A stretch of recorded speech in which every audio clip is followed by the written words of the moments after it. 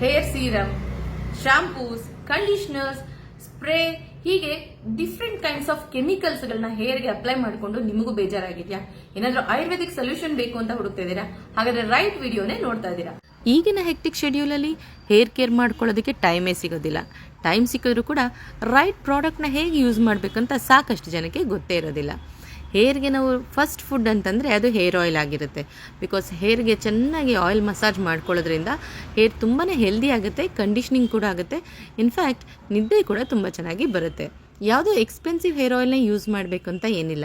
ಮನೇಲೇ ಸಿಗುವಂಥ ಕೊಬ್ಬರಿ ಎಣ್ಣೆಗೆ ಸ್ವಲ್ಪ ಕರಿಬೇವು, ಪೆಪ್ಪರ್, ಮೆಂತೆನ ಹಾಕಿ ಬಿಸಿ ಮಾಡಿ ಆ ಎಣ್ಣೆನ ನಿಯಮಿತವಾಗಿ ಹೇರ್ಗೆ ಅಪ್ಲೈ ಮಾಡ್ಕೊಳ್ಳೋದ್ರಿಂದ ಹೇರ್ ಗ್ರೋತ್ ತುಂಬ ಚೆನ್ನಾಗಾಗುತ್ತೆ, ಕಂಡೀಷ್ನಿಂಗ್ ಆಗುತ್ತೆ ಆ್ಯಂಡ್ ಡ್ಯಾಂಡ್ರಫ್ ಕೂಡ ರೆಡ್ಯೂಸ್ ಆಗ್ತಾ ಬರುತ್ತೆ. ಸೊ ಮನೇಲಿ ಸಿಗುವಂಥ ಈ ಎಲ್ಲ ಪ್ರಾಡಕ್ಟ್ಸ್ನ ಯೂಸ್ ಮಾಡಿಕೊಂಡು ನೀವು ಹೇರ್ ಆಯಿಲ್ನ ಪ್ರಿಪೇರ್ ಮಾಡ್ಕೊಳ್ಳಿ. ಬ್ಯಾಲೆನ್ಸ್ಡ್ ಡಯಟ್ ಕೂಡ ಹೇರ್ ಗ್ರೋತ್ಗೆ ತುಂಬಾ ಇಂಪಾರ್ಟೆಂಟ್ ರೋಲ್ನ ಪ್ಲೇ ಮಾಡುತ್ತೆ. ತೆಂಗಿನಕಾಯಿ ಹಾಲನ್ನು ನಿಯಮಿತವಾಗಿ ಹೇರಿಗೆ ಕಂಡೀಷ್ನರ್ ಥರ ಅಪ್ಲೈ ಮಾಡ್ಕೊಳ್ಳೋದ್ರಿಂದ ಹೆಲ್ದಿ ಗ್ರೋತ್ ಜೊತೆಗೆ ಸ್ಪ್ಲಿಟ್ ಎಂಡ್ಸ್ ಕೂಡ ರೆಡ್ಯೂಸ್ ಆಗ್ತಾ ಬರುತ್ತೆ.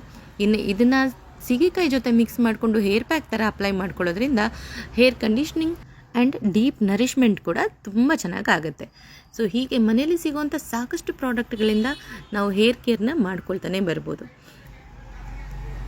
ಮನೇಲಿ ಇಷ್ಟೆಲ್ಲ ಈಸಿಯಾಗಿ ಹೇರ್ ಕೇರ್ ಮಾಡ್ಕೊಳ್ಬಹುದಾದ್ರೆ ಕೆಮಿಕಲ್ ಓರಿಯೆಂಟೆಡ್ ಪ್ರಾಡಕ್ಟ್ಸ್ನ ಯಾಕೆ ಯೂಸ್ ಮಾಡ್ತಾ ಇದ್ದೀರಾ?